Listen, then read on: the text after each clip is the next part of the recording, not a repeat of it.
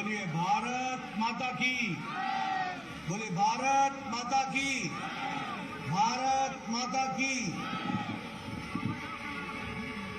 आज के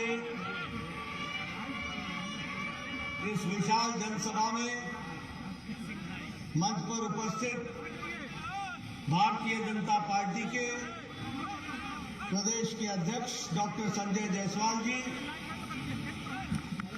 हमारे विधानसभा में प्रतिपक्ष के नेता श्री विजय कुमार सिन्हा जी, हमारे विधान परिषद में प्रतिपक्ष के नेता श्री सम्राट चौधरी जी, हमारे केंद्र में मंत्री श्री नित्यानंद राय जी, हमारे यहाँ के इस क्लस्टर के प्रभारी और भारत सरकार में मंत्री श्री वीरेंद्र कुमार जी, हमारे बड़े भाई और पूर्व में मंत्री रहे सम्मानीय श्री रविशंकर प्रसाद जी, हमारे सांसद मुजफ्फरपुर के श्री अजय निषाद जी, पूर्व उप मुख्यमंत्री तारकिशोर प्रसाद जी, बहन रेणु देवी जी, हमारे बिहार सरकार में पूर्व मंत्री मंगल पांडे जी, सैयद शाह नवाज हुसैन जी,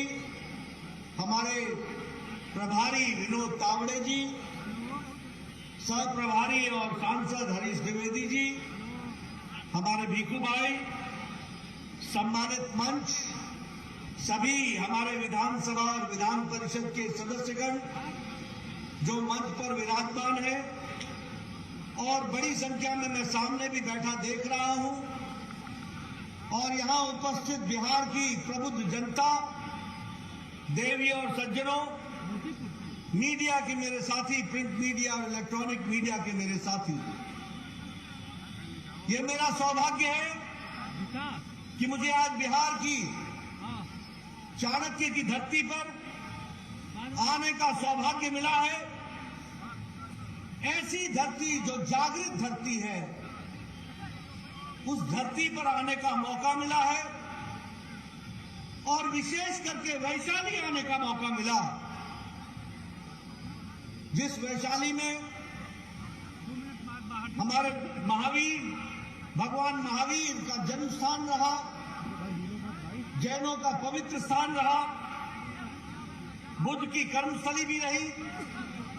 ऐसे पवित्र स्थान पर आने का मुझे मौका मिला है। मैं अपनी ओर से ऐसी पवित्र धरती को नमन करता हूं और आशीर्वाद लेकर अपनी बात को प्रारंभ करता हूं। मित्रों, हमारे पूर्व वक्ताओं ने बहुत सी बातें मुझसे आने के पहले और विजय जी ने मेरे सामने भी की है। मैं सबसे पहले तो बिहार की जनता को और यहां वैशाली में एकत्र आए इतनी बड़ी संख्या में हमारे नौजवान, हमारी माताएं, हमारी बहनें, हमारे बुजुर्ग इस ठंड में यहां एकत्र आए हैं, और मेरे 4 घंटे विलंब से पहुंचने के बावजूद भी आप डटे रहे हैं। ये इस बात का संकेत है कि बिहार बदलाव चाहता है और नई उमंग के साथ खड़ा होना चाहता है।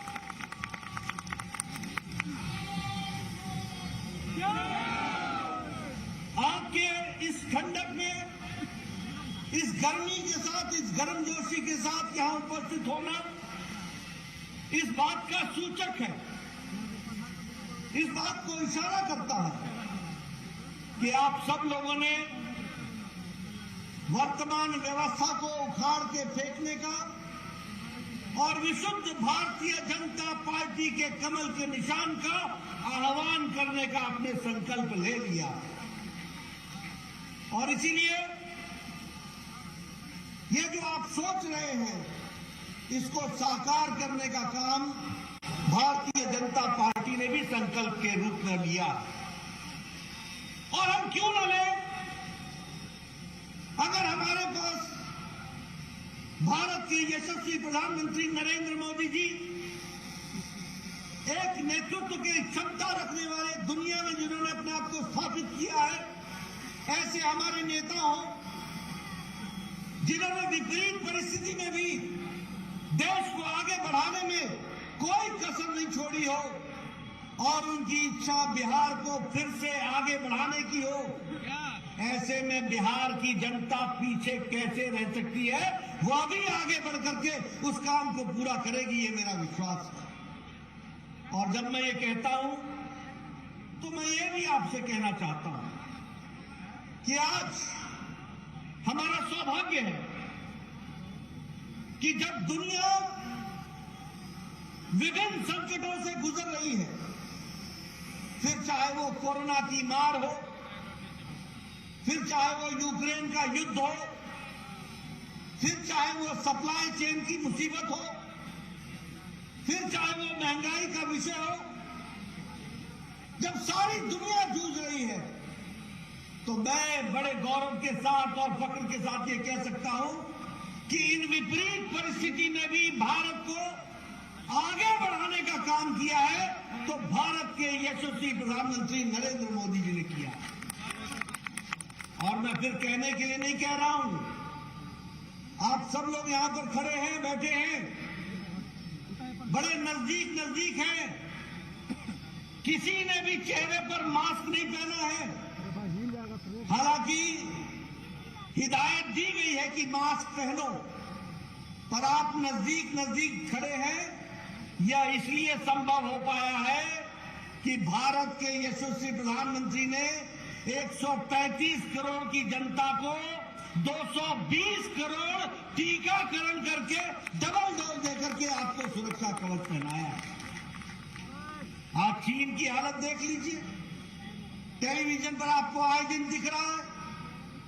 अमेरिका में टीकाकरण पूरा नहीं हुआ है, यूरोप में टीकाकरण पूरा नहीं हुआ है, अभी भी वहां के देश टीकाकरण के विषय को लेकर के जूझ रहे हैं।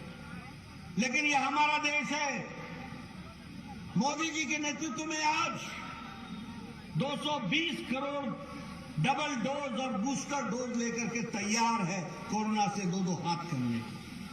अगर मैं बात करूं तो एक समय था, मैं पूर्व में स्वास्थ्य मंत्री भी रहा हूं, इस देश में 25 साल लग गए टेटनस की दवा को आने में, इस देश में 28 साल लग गए ट्यूबरक्लोसिस की दवा को आने में, इस देश में 30 साल लग गए, इस देश में 25 से 30 साल पल्स पोलियो के 2 बूंद को पहुंचने में लग गए, इस देश में 100 साल लग गए जापानी बुखार की दवा को पहुंचने में।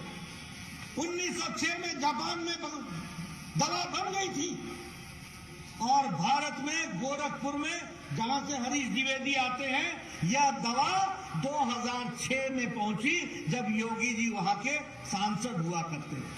100 साल, 100 इयर्स। लेकिन 2020 के जनवरी में कोरोना आया, 2020 के अप्रैल में मोदी जी ने टास्क फोर्स बैठाया और भारत सरकार की तरफ से साइंटिस्टों को प्रोत्साहित किया गया, कंपनियों को प्रोत्साहित किया गया और 9 महीने के अंदर एक नहीं 2 वैक्सीन बना करके भारत खड़ा हो गया। ये बात भी हमको याद रखनी चाहिए। और आज हम 100 देशों को वैक्सीन मैत्री में वैक्सीन दे चुके हैं, 48 देशों को हम मुफ्त दे चुके हैं, 1.5 करोड़ डोज हम मुफ्त दे चुके हैं। यह भारत का एक आत्मनिर्भर का परिचय है जिसको हमको समझना चाहिए। इसलिए विकास की अगर हम बात करें, देश को आत्मनिर्भर होने की बात करें, तो नए नए आयाम हम लोगों ने स्थापित किए। अभी ये यूक्रेन का युद्ध हुआ, कौन सा ऐसा देश है जो अपने नागरिकों को वापस लाया हो? कौन सा ऐसा देश है? क्या अमेरिका लेकर के आया था? क्या ऑस्ट्रेलिया लेकर के आया? क्या हमारे पाकिस्तान के लोग लेकर के आए? क्या बांग्लादेश के लोग लेकर के आए? क्या श्रीलंका के लोग लेकर के आए? लेकिन भारत के यशस्वी प्रधानमंत्री ने एक समय में पुतिन से बात की, एक समय में ज़ेलेंस्की से बात की, यूक्रेन का युद्ध रुकवाया और 32,000 छात्र सुरक्षा के साथ वापस भारत पहुंचाया। ये भारत का बदल के तस्वीर। 32,000। और एक बात और सुन लीजिए कि हमारे देश का तिरंगा झंडा लेकर के दूसरे देश के विद्यार्थी भी वो भी सुरक्षित भारत पहुंच गए। यह भी कमाल की बात है। अगर मैं बात करूं, आज 200 साल राज किया हमको ब्रिटेन ने, ब्रिटानिया ने हमको 200 साल राज किया। आज इस आर्थिक मंदी में भी भारत ने ब्रिटानिया को पछाड़ करके दुनिया की हम 5वें नंबर की अर्थव्यवस्था बन गए हैं। दुनिया के हम 5वें नंबर की अर्थव्यवस्था। मैं आपको बताना चाहता हूं, 8 साल पहले 92%, यहां रविशंकर जी बैठे, हमारे पूर्व आईटी मंत्री हैं, जब ये मंत्री बने थे तो 92%, 92% मोबाइल दुनिया से भारत को आता था। 92%। आज 97% भारत मैन्युफैक्चर कर रहा है मोबाइल और दुनिया को दे रहा है। मैं ठीक बोल रहा हूं रविशंकर जी? 97% दुनिया को मोबाइल दे रहा है। सारी मैन्युफैक्चरिंग यहां हो रही है। स्टील में हम, इस्पात में हम दूसरे नंबर के मैन्युफैक्चरर हो गए, दूसरे नंबर के। अगर हम बात करें केमिकल्स में तो हमारा एक्सपोर्ट 6 गुना बढ़ गया है। इलेक्ट्रॉनिक्स में हमारा एक्सपोर्ट, हमारा निर्यात 7 गुना बढ़ गया है। अगर हम बात करें दवाइयों की तो दुनिया के प्रगतिशील देशों की फार्मेसी भारत बन गई है और दुनिया को सस्ती दवा देने का काम भारत ने पकड़ा है। ये आत्मनिर्भर भारत खड़ा हो गया और ये सब मोदी जी के नेतृत्व में हुआ है। लेकिन हम यही नहीं रुके हैं। मैं यहां वैशाली में आया हूं। बताइए, आपको गैस का कनेक्शन मिला है कि नहीं मिला है? बताइए बहने, आपको गैस का कनेक्शन मिला है कि नहीं मिला है? मैं तो गांव से आता हूं, मैंने तो देखा है कैसे बहनें सुबह सुबह उठ करके लकड़ी इकट्ठा करती थी और लकड़ी इकट्ठा करके चूल्हा जलाती थी।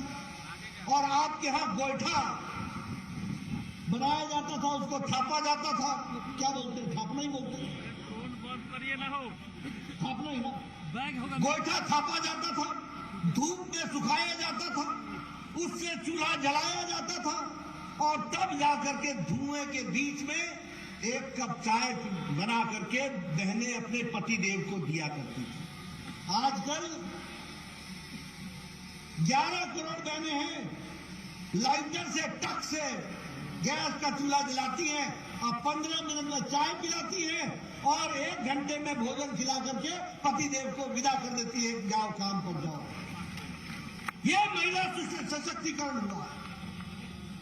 मैं बिहार में बचपन में न गुजरा, मैं आपके सामने वो तस्वीर कहना नहीं चाहता हूं, लेकिन क्या ये सच्चाई नहीं थी कि सुबह सूरज उगने के पहले और शाम को सूरज ढलने के बाद हमारी बहनें गांव से निकल करके झुंड की झुंड अपने दैनिक नित्य कर्म के लिए जाया करती थी? क्या ये तस्वीर नहीं देखी? जब मोदी जी ने कहा स्वच्छता अभियान, तो लाल किले पर जब ये बात कही तो उनका मजाक बनाया गया। कहा कि भारत का प्रधानमंत्री शौचालय की बात कर रहा है, वो भी लाल किले से। वो इसलिए मजाक उड़ा रहे थे कांग्रेसी भाई क्योंकि उन्होंने गरीबी देखी नहीं थी, उनको मालूम नहीं था। आज 12 करोड़ बहनों को इज्जत घर दे करके अगर भारत की महिलाओं को इज्जत दिया है तो नरेंद्र मोदी जी ने दिया। 12 करोड़ बहनों को। मेरा बचपन पटना में गुजरा, मैं आसपास के गांव देखा है, मैं जानता हूं। मुझे मालूम है ढिबरी क्या है, मुझे मालूम है लालटेन क्या है, मुझे मालूम है रात कैसे गुजरती थी। ढिबरी जलावा हो, ढिबरी जलावा हो। आज 18,000 गांव थे बिना बिजली के, 18,000 गांव। आज मोदी जी ने 18,000 गांवों को बिजली से युक्त कर दिया है और 2.5 करोड़ घरों तक बिजली पहुंचा दी है। ये आप समझिए। बताइए, आजादी आपको किसने दी? कैसी आजादी थी? आप बताइए, प्रधानमंत्री गरीब कल्याण अन्न योजना मिल रही है कि नहीं मिल रही है? 5 किलो गेहूं मिलता है कि नहीं मिलता है? 5 किलो चावल मिलता है कि नहीं मिलता है? आज भारत अति गरीबी में 1% से भी नीचे हो गया। जिसको गरीब भारत बोलते थे, उसमें अति गरीबी 1% से नीचे आ गई। और ये इसलिए आई है कि प्रधानमंत्री मोदी जी ने 80 करोड़ की जनता को 2 वक्त की रोटी का इंतजाम किया, 5 किलो गेहूं, 5 किलो चावल और 1 किलो दाल देने की व्यवस्था की।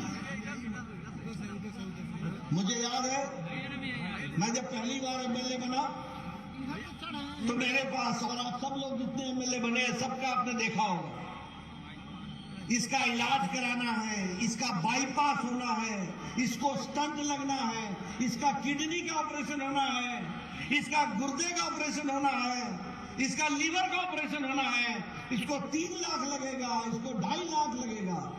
और मैं स्वास्थ्य मंत्री होता था और मैं कहता था, देखो भैया, मैं इतना तो नहीं दे पाऊंगा, कुछ तो इंतजाम कर लो, मैं तुमको 1 लाख दे देता हूं। मन में पीड़ा रहती थी कि ये 1 लाख दिया है, इससे बचेगा कि नहीं बचेगा मुझे मालूम नहीं, क्योंकि उसके पास अगर व्यवस्था और नहीं हुई तो ऑपरेशन नहीं होगा। लेकिन मोदी जी आए, भारत के प्रधानमंत्री बने, उन्होंने मुझे स्वास्थ्य मंत्री बनने का मौका दिया और कहा, नड्डा, कुछ बड़ा करना है और देश के गरीब लोगों की हमको स्वास्थ्य सुरक्षा देनी है। आपको जानकर खुशी होगी कि मोदी जी ने आयुष्मान भारत में 10 करोड़ 74 लाख परिवार, यानी 50 करोड़ लोग, और 50 करोड़ लोग का मतलब होता है सारी अमेरिका की जनसंख्या, सारी मेक्सिको की जनसंख्या, सारी कनाडा की जनसंख्या और आधी यूरोप की जनसंख्या जोड़ लो तो भारत का आयुष्मान भारत बनता है। इस बात को समझना चाहिए।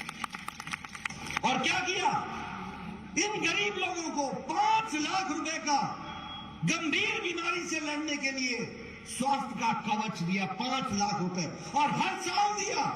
अगर 2022 में आपका 5 लाख खर्च हो गया तो 2023 की जनवरी को मोदी जी फिर से आपके लिए 5 लाख रुपए लेकर के तैयार है कि अगर कोई गंभीर बीमारी होती है तो आपका इलाज होगा। क्या ये बदलता भारत है कि नहीं है? बोलिए, ये बदलता भारत है कि नहीं है?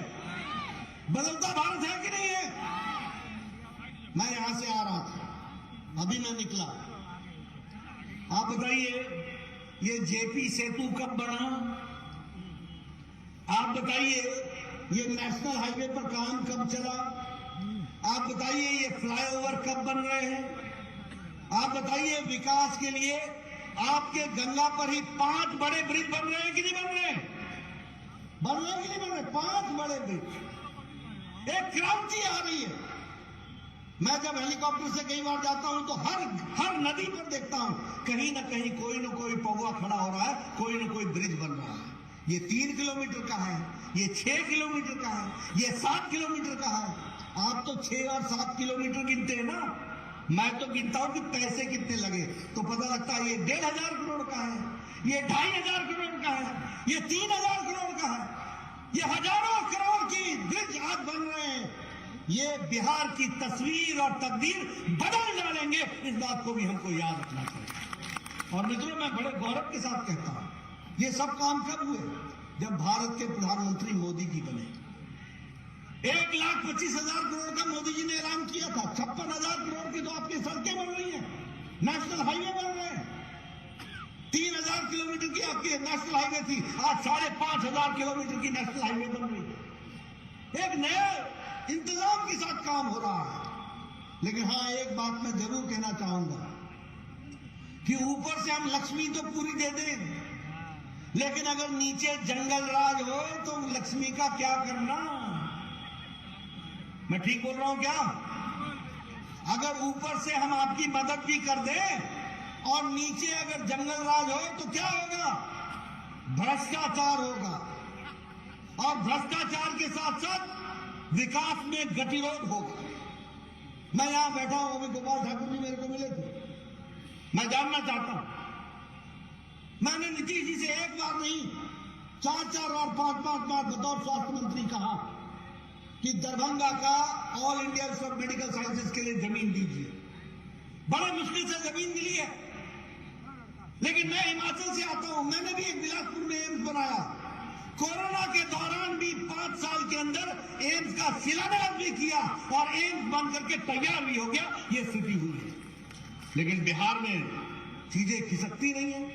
फिर भी हमने कहा है 1200 करोड़ रुपए भारत सरकार ने, मोदी जी ने दरभंगा के all India institute of medical sciences के लिए दे दिए हैं।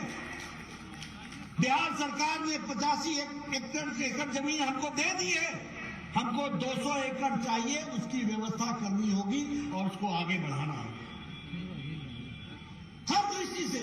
आप बताइए, ये शाहनवाज हुसैन हमारे मंत्री थे, इन्होंने मखाना इंडस्ट्री को आगे बढ़ाने का काम किया कि नहीं किया?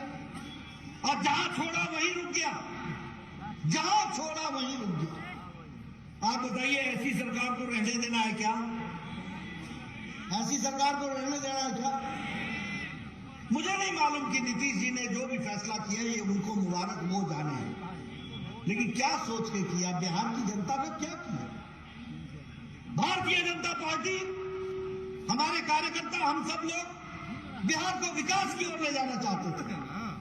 अब मैं नीतीश जी के लिए उन शब्दों का प्रयोग नहीं करूंगा जिन शब्दों के साथ आजकल उनका वो पर्यायवाची बन गए, लेकिन मैं इतना जरूर कहूंगा कि उन्होंने बिहार की जनता के जनादेश का निरादर किया। उन्होंने बिहार की जनता के जनादेश का अपमान किया और उन्होंने बिहार की जनता को धोखा दिया। बोलो, नीतीश जी धोखा देलन की ना? धोखा देलन की ना? आयकर जवाब दिए जाएगी ना? जवाब दिया जाएगी ना? और जवाब दिया जाए प्रजातंत्र के रूप में। कहा है कि हम गणतंत्र के जननी के धरती पर खड़ा बा, हम भारत के गणतंत्र की जननी की धरती पर खड़े हैं, इसलिए प्रजातांत्रिक तरीके से इसका जवाब दिया जाएगा। हम यहां पर सत्ता भोगने नहीं आए थे, हम कुर्सी पर बैठने नहीं आए थे, हम बिहार की जनता की सेवा के लिए आए हैं। हम बिहार की तस्वीर और तकदीर बदलने के लिए आए हैं। हम बिहार को विकास की ओर ले जाने के लिए आए हैं। क्या कारण था कि आपका पटना का all India institute of medical sciences एक बड़ी बुरी हालत में था? और क्या कारण था जब हमारी सरकार बन गई तो 5 साल के अंदर उसको हमने फिर से जागृत किया और कोरोना के दौरान सबसे ज्यादा लड़ाई लड़ने वाला संस्थान all India institute of medical sciences Patna बन गई? क्या कारण था? मंगल पांडे जी बताएंगे वो इंस्टीट्यूट, वो कौन सा इंस्टीट्यूट था? IGIMS। क्या कारण था? क्यों हुआ? उसको पैसे नहीं मिल रहे थे। आपने भारत सरकार में हम लोगों को बैठाया, मोदी जी का आशीर्वाद मिला, दुगनी ताकत के साथ मैंने इनको पैसे देकर के उसको फिर से रिवाइव किया। क्या कारण था कि वही PMCH Patna medical college hospital, जहां मैं भी जन्म लिया हूं, वो वहीं का वहीं खड़ा था। और क्या कारण था कि आज वहां सुपर स्पेशलिटी ब्लॉक भी बनकर के तैयार है और 5000 करोड़ रुपए की लागत से सबसे बड़ा हॉस्पिटल बनने की भी तैयारी है। ये अंतर है।